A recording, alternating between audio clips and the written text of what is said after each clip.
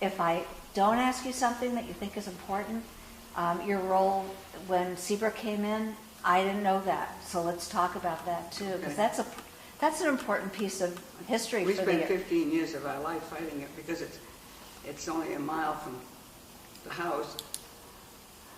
And of course the NRC said that anybody within 2 miles is being radiated 24 hours a day. Mm-hmm. And that was the NRC that said that. That's what got us involved.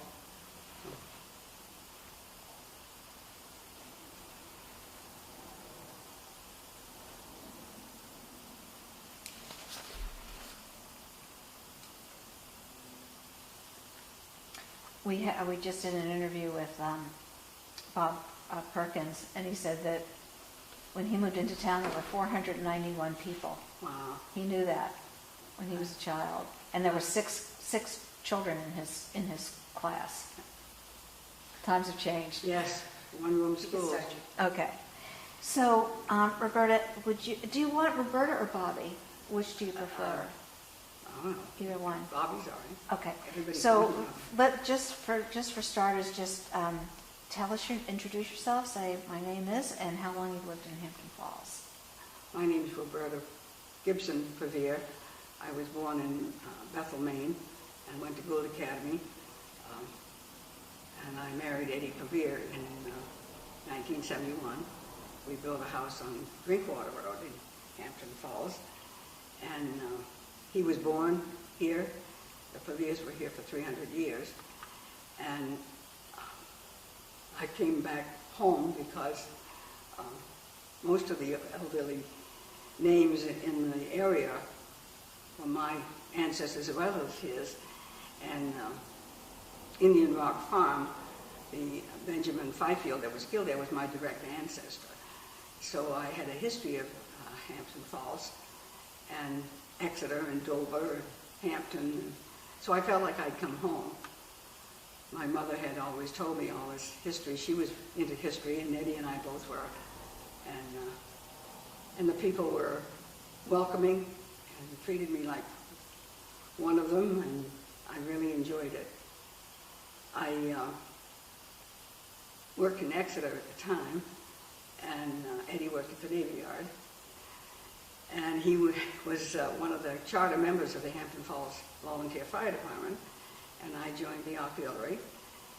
And he was a long-time member of the Legion and the VFW, and I became auxiliary members, and we were active in all of it, and kept us busy. And my mother lived with me for 22 years, so she was here with me. And we knew all of the Pevears, having been cousins, and I came to Hampton Falls many, many, many times as a child and growing up. And we laughed because Eddie and I, when I was 17 and he was 28, we had gone together. And then I left and married someone else and came back, and Eddie and I got married, and we lasted 37 years together before he passed away. So it was like coming home. And Eddie worked at the Navy Yard, and in the nuclear. He had been there since, well, he was there before World War II, and he and a brother signed up and went to Europe, although they didn't have to because they were in an industry where they could have stayed. And he fought into Germany and came back and went back to the Navy Yard and became a supervisor. And so he knew a great deal about nuclear. And when we realized we were building a house about a mile from a nuclear plant, we were horrified because the federal statement on radiation was that a nuclear plant gives off radiation when it runs. That's how they're made. And anyone within 2 miles is radiated 24 hours a day. And so there was a rally on the Common one day, and we stopped to see what everybody was so excited about. And it was all doctors and nurses and airline pilots, stewardesses, and they were all irate about nuclear. And Eddie and I spent 15 years here trying to stop the thing from being built on top of us.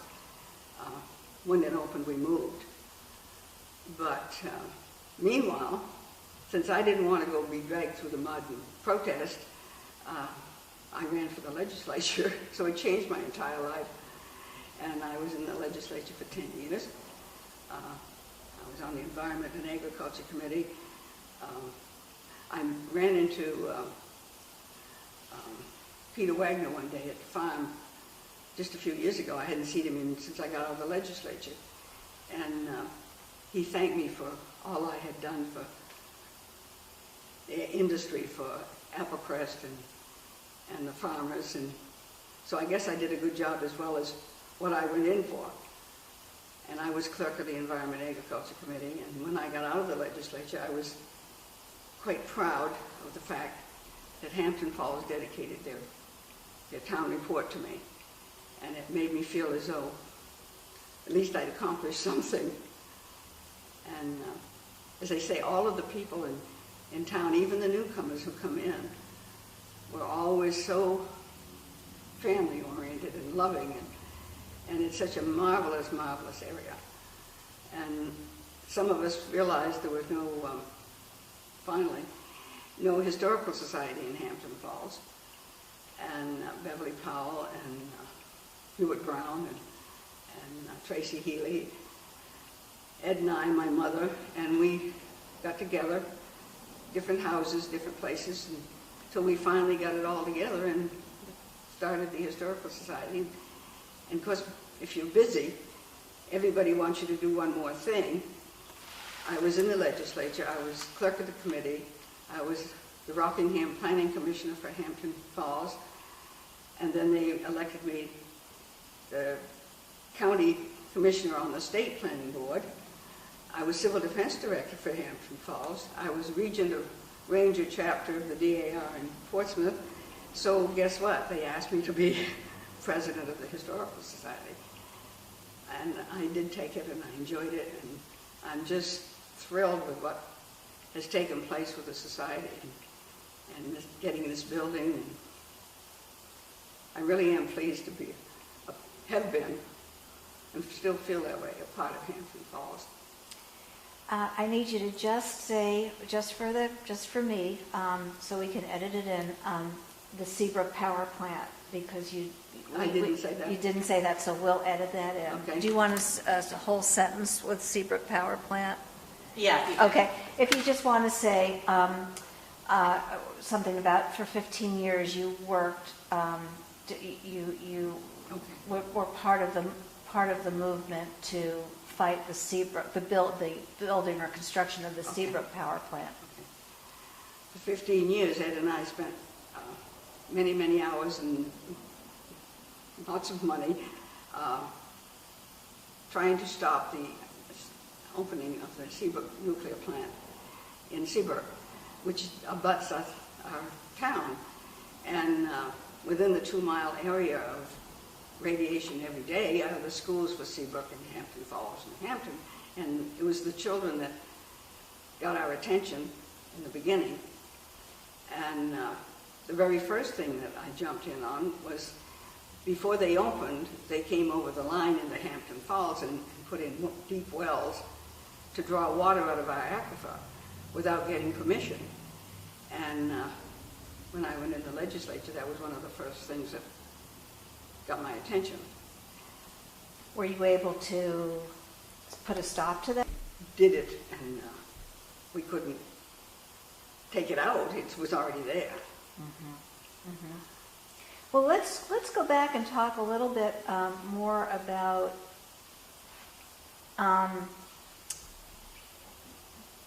back when you and your husband were first here. If you can kind of describe what the town was like. I'm assuming that it was more agricultural. There were apple orchards. Talk about that a little bit, as opposed to how it feels to you today, and what you particularly, what was special for you. Okay. When I first moved to Hampton Falls, Eddie and I had built a house on Drinkwater Road, and he was born in the house on South Road, which originally was called Hog Pen Lane. And he grew up there, owned the house with his brother, and sold out and moved with me over on the Drinkwater Road. And it was a rural agricultural area. There was Elton Orchards, and there was Applecrest, and it was just delightful. And Eddie had a garden. We were in the woods on Drinkwater Road, but his brother lived over on Crank Road, and he had a garden there. He'd come home at night and rush over to the garden, and I had this lovely knife set that was given to me, carving knife set, when we got married, and he would take the paring knife out of it and take it to the garden at night. And when he'd come back, I'd have vegetables but no knife. So I don't know how many knives went up to Charlie's garden plot, and I used to laugh and say, they should grow there because there's so many up there. And it was just a family joke about my not being able to keep a paring knife in the house. But it was rural, and it was a wonderful place to raise children. And the school has always been thought very, very highly of. Dick Sanborn, who was a cousin to both Eddie and I way back, everybody just loved. And he was always going to show me his pictures of Indian Rock from the Indian Rock farm. And we were going to go out there, but I never did make it out. And I'm sorry I didn't, because I would have loved to have seen it. Of course, the farm was split when they put in the highway. And that used to be a going farm. Dick Bowman lived there at the time. He was a teacher at Winnicott. But Hampton Falls was a rural area. It was beautiful. And when I was young and came here, I remember Great Hill didn't have any trees on it. All of these trees that people think we shouldn't cut down years ago weren't there. The marsh was open, the hills were open, and it has grown up considerably since then. And after Eddie passed away, I joined the Exeter Sportsman's Club, and I'm on the board of directors and the historian for them. And in the old records, several clippings and photos of Mr. Farmer, who had Applecrest, and the clippings tell about all of the clam bakes and things that they had there back before the trees were planted, when they had chickens and thousands of chickens. And you don't realize what we did have here in the town for the agriculture. And the Boston Athletic Club had this clam bake with the Exeter Sportsman's Club at Applecrest, and the pictures are delightful to see how it used to be. And I'm getting copies made. The Exeter Historical Society, I'm giving them, as I find this good stuff, to them, and they're documenting it. And I'll make copies and give to this society, because it's part of our history. And I don't think it exists here in Hampton Falls. And I was telling Gloria Kent that when I get this all together, she will be delighted to read it, because of course that's her family. I didn't realize that. So Applecrest was not always an orchard, it was a farm. Chickens. You'll be interested to read these. And this was all just thrown in the file cabinet over there in the clubhouse. I didn't realize And there's no history put together from the club. And the club is the oldest ski club in the United States. Formed in, I think it was 1876 or 86. Off the top of my head, I don't know. But it is the oldest ski club in the United States. And these pictures are just fantastic. And I found the original book where they were formed, original offices. And some of it is Hampton Falls history. So do you remember them planting the orchard? Do you remember when the orchard went in? That was before I came. It was before you came? Mm-hmm. Yeah. Mm-hmm. See, Gloria's mother her grandfather was Mr. Farmer. Yes. And so this was her history that I'm reading. And well, yeah, we're going to interview her. She, unfortunately for me, but good for her, is off in France right now. Oh, wow. Yeah. That's great. So, are there ways that Hampton Falls has stayed the same for you? I mean, are there things that are constant about the town as you've seen it? I mean, there's been so many changes, but are there things that are... It's not living right here, but I still have friends here and come here a lot. But most of what I really liked is gone, but that's true of everywhere. The Hampton Falls Fire Department, it was all volunteer, and I think it was probably the last one in the state that was totally volunteer. They owned the equipment themselves, and they used to have bean suppers, and because we'd all go to those. And then they had the Village Green Fair every year, which was fantastic on the Common. George Merrill used to run the auction. Sissy and Trumbull, who were Merrills, and Marge, they would make the baked beans, just were fantastic baked beans. And you could buy them during the day, or sandwiches and stuff, but then they'd have the bean supper. And people would come from many, many miles, and they all looked forward to it. And I don't believe any of this type of thing is going on anymore in Hampton Falls. It was just delightful. Was it a fundraiser for the volunteer fire department? Yes. Okay, can you say that? The Village Green was a marvelous fundraiser. They had, of course, they'd have the rummage, and they would designate in the paper and advertising what time was supposed to start, but people would be there 2 hours before when we didn't even have the stuff out of the boxes. And then we had the bake sale. They would have a clown. They would have a dunking tank. Just on and on. You couldn't believe how... It's a small common, but it was full, and it was really nice. And then the fire department would have like a Valentine dance. All kinds of activities went on. And of course, Applecrest had started to have the different hay rides and pick your pumpkin and all that. And Tawny's had the, Mr. Tawney had the cut your Christmas trees. And it was more of a small town atmosphere. And of course, they used to burn at the dump. Everybody burned before we realized we shouldn't be doing it. And to show the difference, when I was in the legislature, they still burned when I first went in, and then somebody bought the lot right next to it where the wind normally blew the smoke. Well, all the natives knew you didn't want to live there, but they built a house and then complained because they got the smoke from the dump. And the selectmen said, well, we've been doing this many, many years. And of course, eventually they moved, and eventually the new people didn't have the smoke because we stopped. But another thing on that issue, Hampton Falls seemed to always be a little bit ahead, to me, of everybody else. And we were part of the idea that you should recycle. And we had bins made up at the dump. We sorted out glass and metal, and they had different colored bins and newspapers, and there was no market. We did all this, and we couldn't sell it. And then that later, that's the thing that we do. Everybody does it, and there's a big market for it.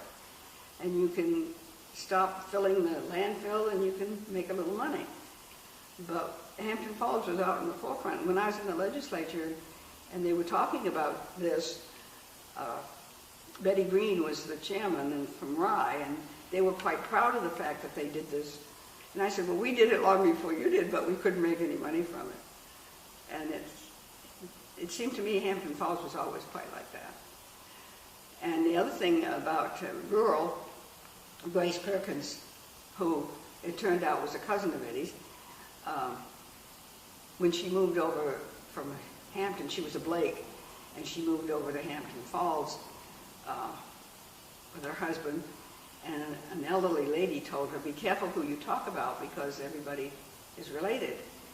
And I think it was like 50 years she was a tax collector. And I was in the DAR, and she wanted to know if she could get in, and I did get her in on the Blake, but I found as I was doing it, I could have put her in on the Pevears because she had a direct female line. And I said, see, everybody was related, so you'd been talking about your own family. But she was just priceless, and Eddie and I both adored her. She adored Eddie. And but she ran the tax collecting out of her home, and the town clerks did the same thing. Lois Perfect and Shirley Gustafson. I know a Shirley Gustafson too. Shirley Gustafson. And it was homey when you went to pay your taxes or register to vote. It was somebody's home. And while I was in the legislature, since they only pay you $100 a year, to a house and the man was sitting there, I knew he didn't want to talk about Avon. It was politics. He had some axe to grind, and it was great because I knew what everyone was thinking, and I did the best I could to do what the public wanted.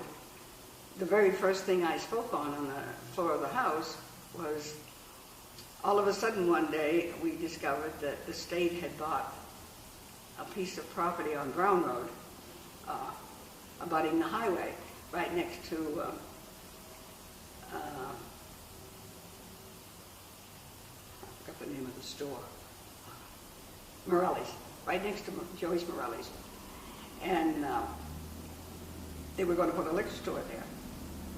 It was supposed to have been over where it is now on the highway, but they were going to move it across the river into Hampton Falls, and to cap it, they wanted to have an entrance off of Brown Road. And the people of Hampton Falls did not want a liquor store on Brown Road.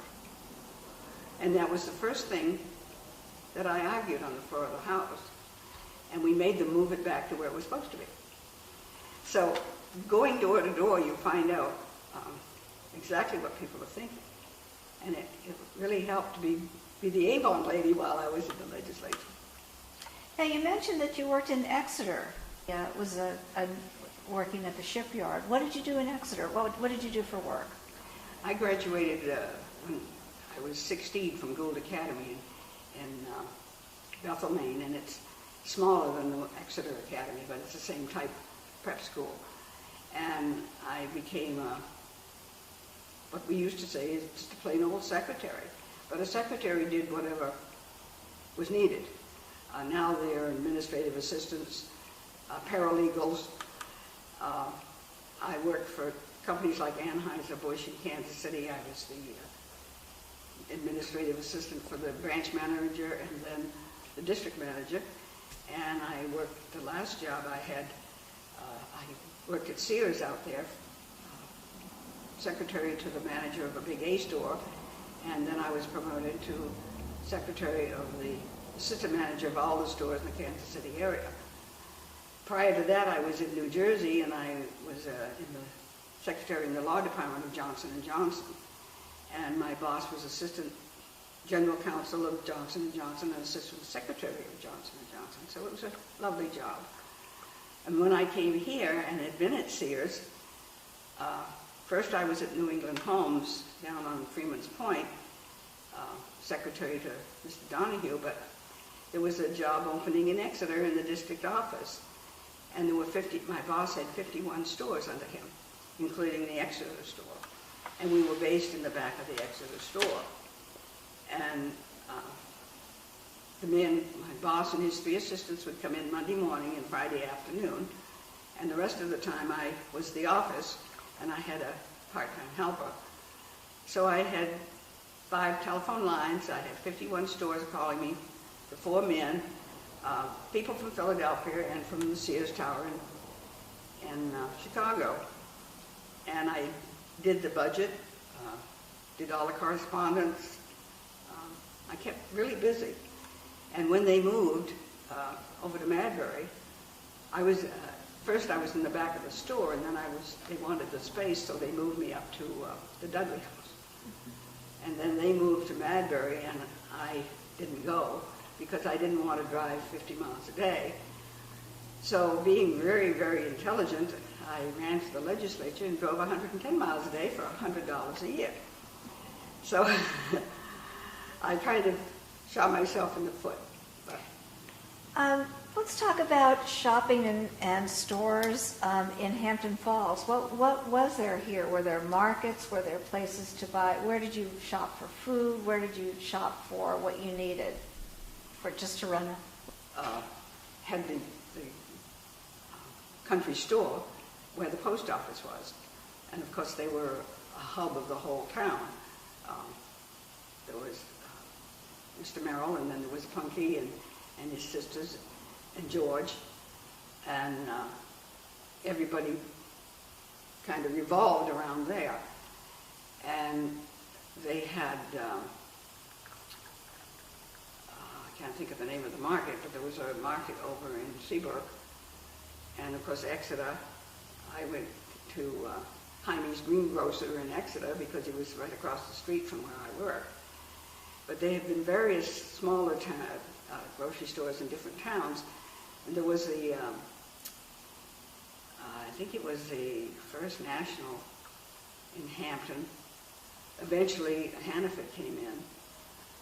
But the stores seemed to come and go. And Hampton Falls has always been very rural. The Merrill store was it. And of course I wasn't here during the olden days, but when we used to get the mail, the rural delivery of the mail, everyone would say you could set your watch by the mailman. He went by. You knew exactly what time he was going to go by every day, which is so interesting compared to today. And everybody, of course, used the mails. And some people still didn't have telephones. There was always a public telephone at the store, or wherever the stores were. The whole thing was in a different world, and people seemed to have more time for each other. And there was more conversation. People would discuss what's going on in town. And if you wanted to really have a good time, you wanted to go to the town meeting, because it got really hot and heavy. People catered, and they weren't bashful about saying what they thought. I remember one time Dick Bone was the moderator of the town meeting, and I can't remember all these later what the subject was.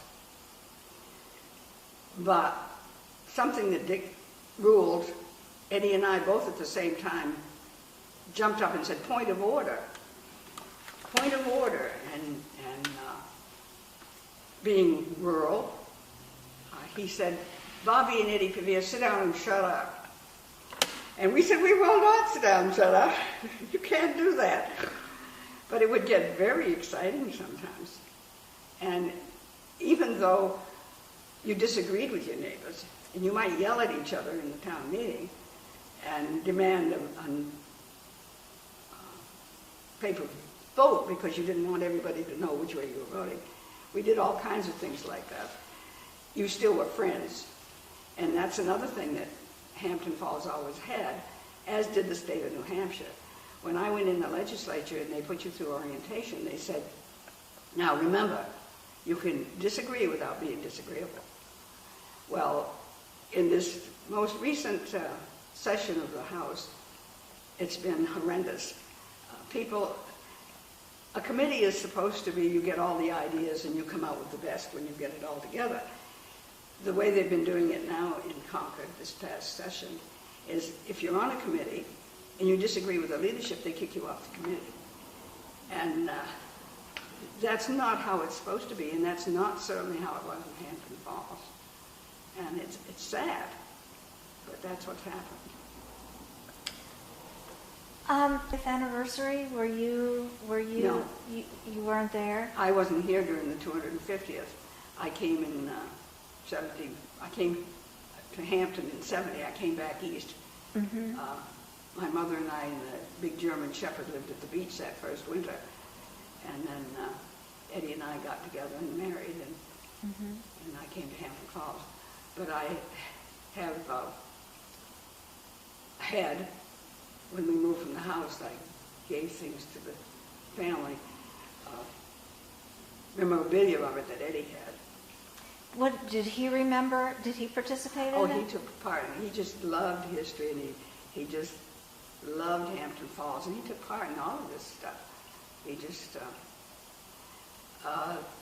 he and his brother were at the home place off of Pevear Lane, and he and Ira, and Albert lived around the corner, that sharp corner right next to Newell Eden. Albert Pevear's wife, Dorothy, was Newell's aunt, and that's how come Newell became there. And right next door was Charlie Pevear. So there were several of the Pevear boys that stayed right in Hampton Falls.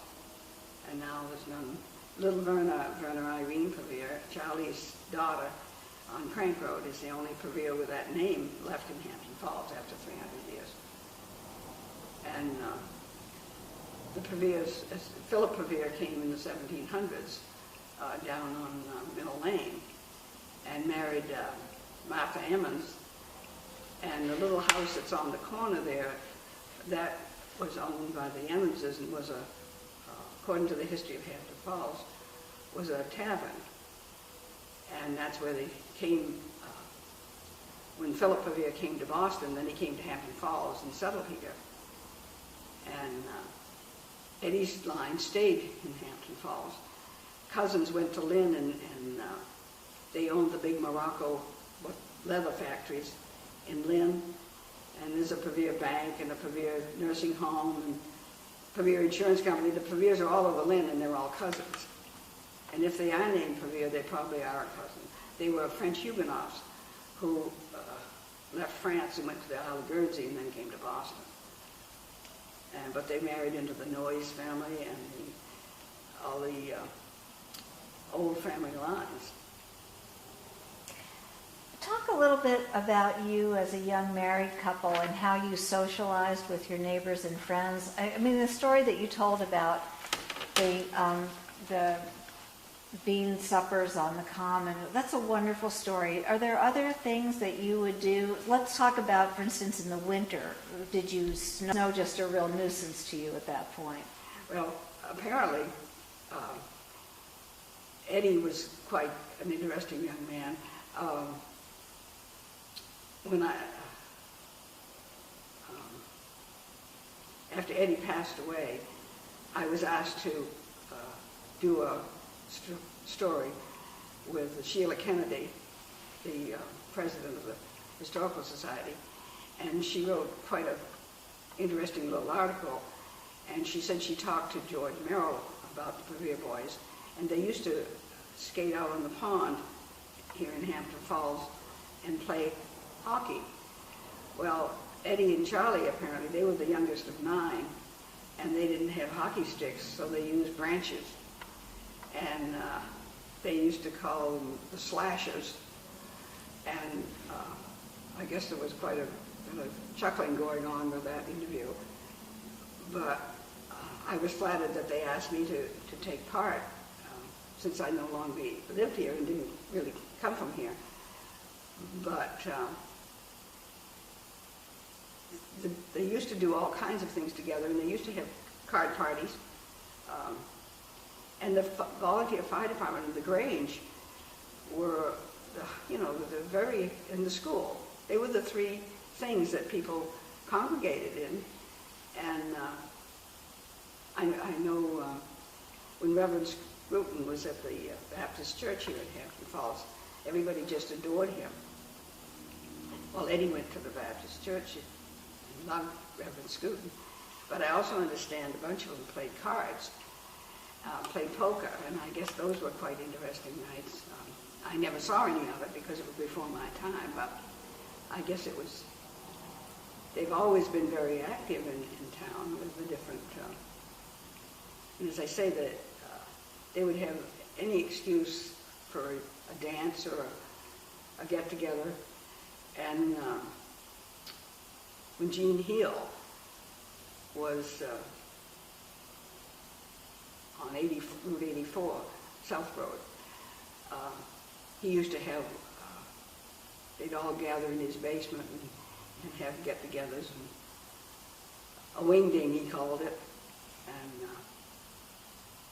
it was just so different than today because everybody's texting and on the cell phone and taking pictures with the cell phone or whatever. But then it was everybody did things together. And it's sad because the kids don't know how it used to be. Do you want to talk a little bit about the Grange? I loved what you said about the, the three centers being the fire department, the Grange, and the school.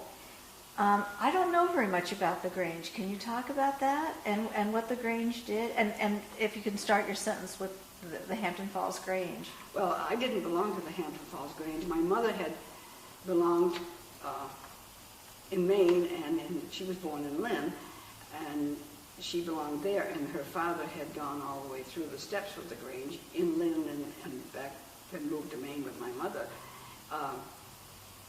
But the Grange here was one of the hubs, and Bobbi Perkins, of course, was a big part of that. They would have harvest meals. They would have all kinds of, they'd have a Christmas sale. I didn't belong, but they would always ask me to bake, and I always was glad to do it for the bake sales. But their meals were fantastic. They would have them when I was here in the school, and you couldn't get anything better than the bean suppers excluded, of course, but then the turkey dinners, and it was the center of the town. And that's why I'm so pleased that you and everyone is jumping in here and going to do something for this big occasion. And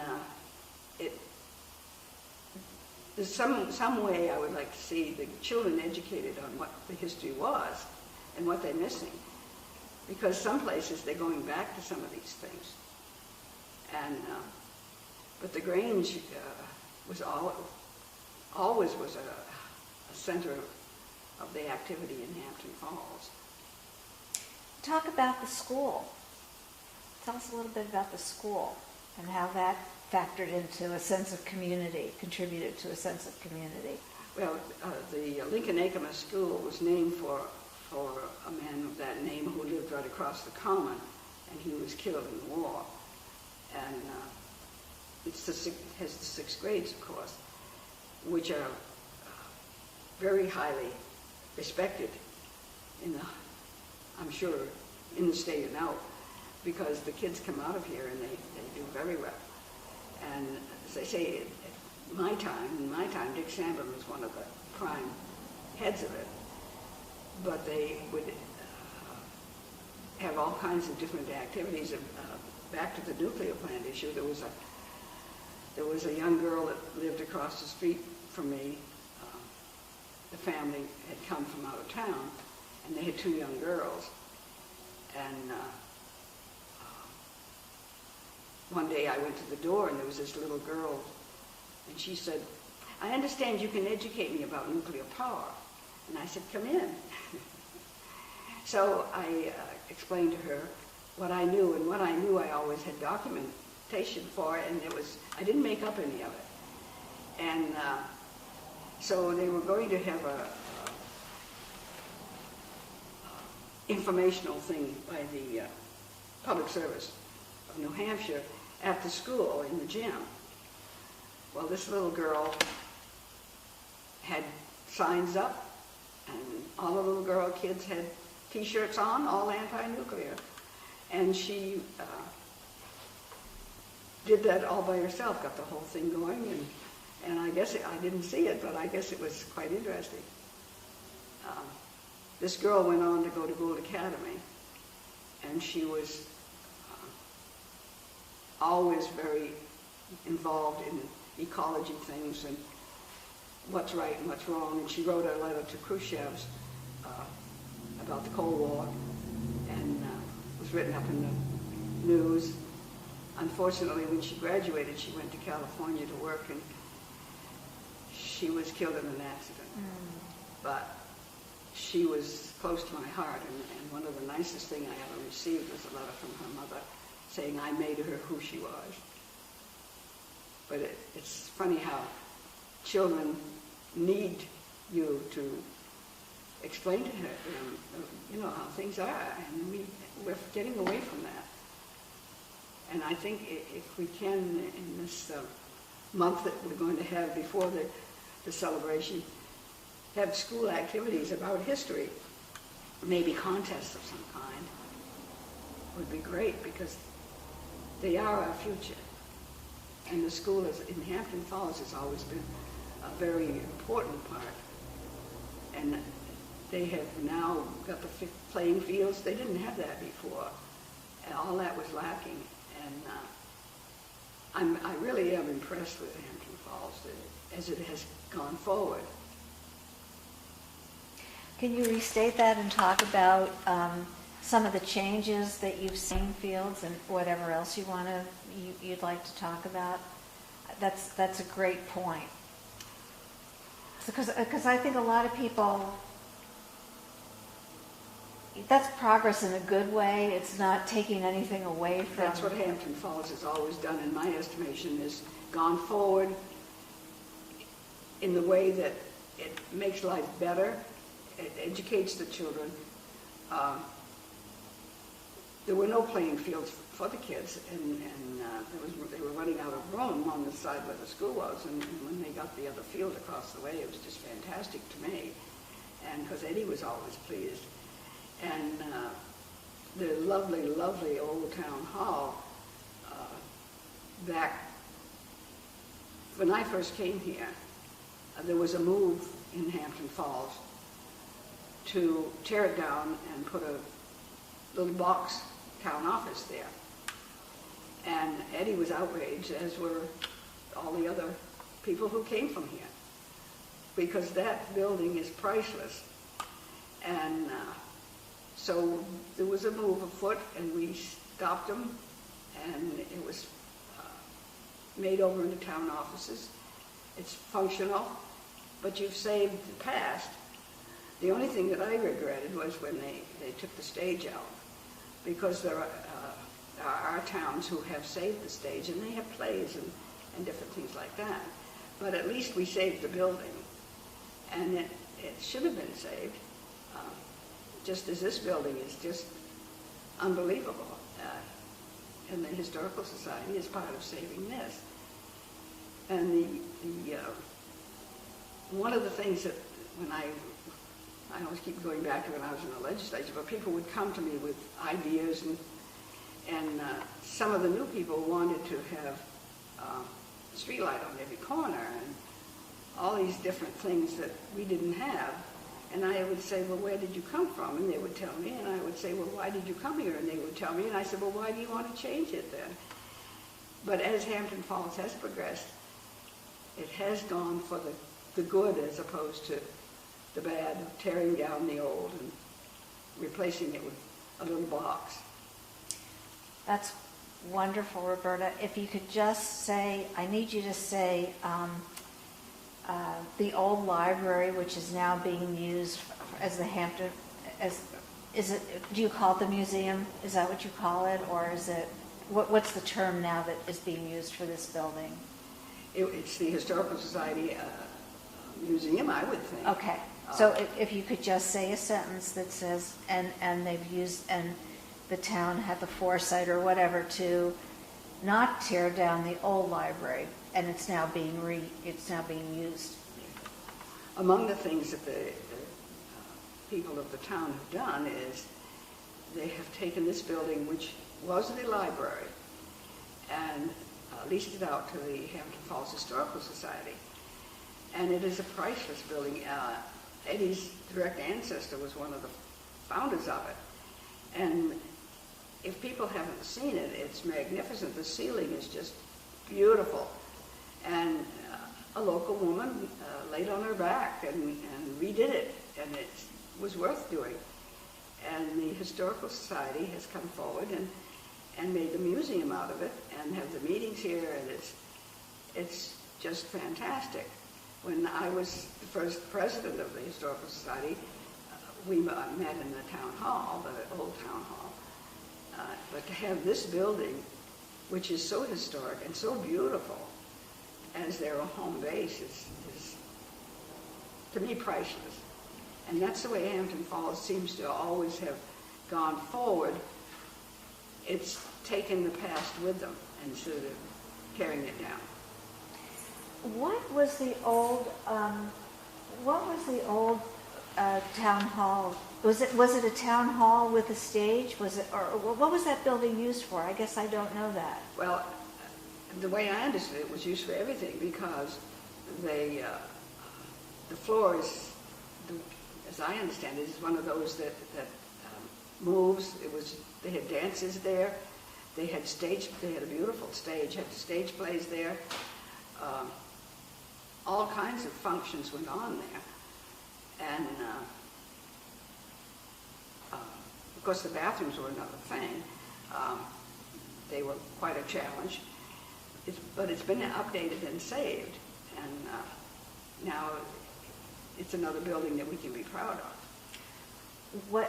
In what ways were the bathrooms a challenge? And just start the sentence with the old town hall. The old town hall bathrooms was like an outhouse, and as we progressed, people wanted they wanted to keep the old, but they wanted a few of the comforts of the new, as we all did. And that's what I think Hampton Falls did, was as they realized that they wanted to keep the old and update the facilities, and it's worked out, and it's lovely. Is there anything that we haven't talked about that you'd like to talk about? This has been wonderful. You have such a rich knowledge. Well, talking about the schools, of course they had the one-room schools, and that's another thing that I'm so pleased with of the Historical Society, is that all the volunteer work that was put into saving the one school that we have over here by the new library, and it is a museum, and Eddie and I gave a few things what we had to it,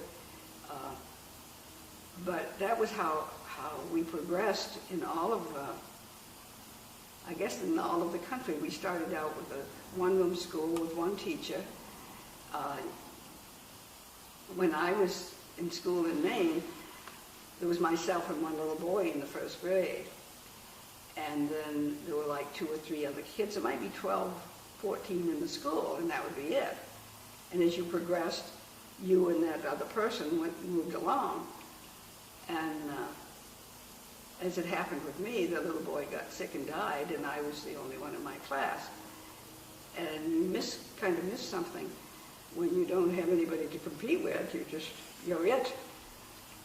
But that's how everything was done. And they, if I remember correctly in the history, there were 4 different schools for different areas of the town, and the winter was a challenge getting to school.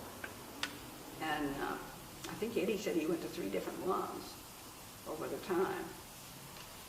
But the school teachers were just unbelievable people, and quite often they were local women who had gone off and gone to school and come back.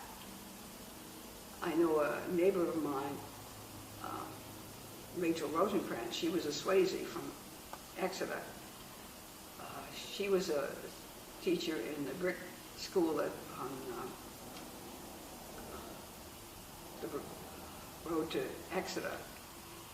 And before she passed away, 3 of the girls that she had taught many, many, many years ago came and took her to lunch. And these people became your friends. In the schools in the cities, they have 1,500 children or more, and there's no chance for friendship. But then you were part of the community, and the teachers, if they came into town from out of town, they boarded with a family. They were part of the community. And everything back then was personal. And that's what we've lost, is the personal touch. And we can see it in the way people treat people. You wouldn't be mean and nasty and rotten to everybody if you were loved by those same people. And we've gotten away from that.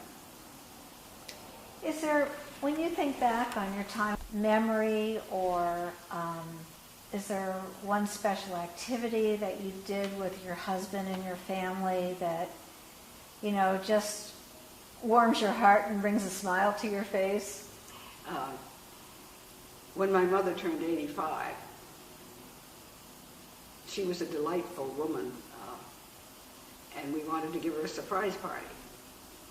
So we got permission to use the town hall, and we put an ad in all the papers up home and here, and then I had to keep her from seeing the papers, and we invited everybody, and it was just spectacular. There was one little neighbor girl, she and her mother came in, and she had this little vase with some roses in it, and I had pictures of her where she walked over to my mother and gave her the roses. But it was not only was it my mother's 85th birthday, but it was a special occasion to see all of the townspeople who came, as well as an out-of-town family. But it was heartwarming and really nice, and that's the way Hampton Falls has always been to me, is heartwarming. Okay? And it's true. Wonderful. And I don't think even, you know, as the people change, I don't think it changes somehow. We're lucky. Because some places where they had all that and they've lost it. And I do think, I was going to ask you about it, if there's some kind of... I'm sorry, I had an unavoidable conflict. That's okay. I wish I'd heard everything.